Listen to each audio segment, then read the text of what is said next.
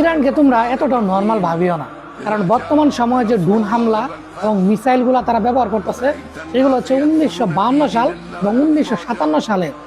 বর্তমান সময়ে নতুন প্রজন্মে যদি ড্রোন ও মিসাইলগুলা ইসরায়েল এবং আমেরিকানের ঘাঁটিগুলাতে মারা হয় তাহলে কি পরিমাণ হানাটা হানবে একবার চিন্তা করে দেখো।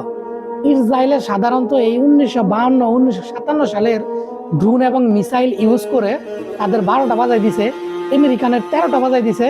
নতুন প্রজন্মের নতুন যে ড্রোন ও মিসাইলগুলো আছে একবার চিন্তা করে দেখেন, যদি আমেরিকানের ট্রামের মাথায় ও ইসরায়েলের যদি একবার ফালানো হয় তাহলে কি হতে পারে একবার ভেবে দেখেন।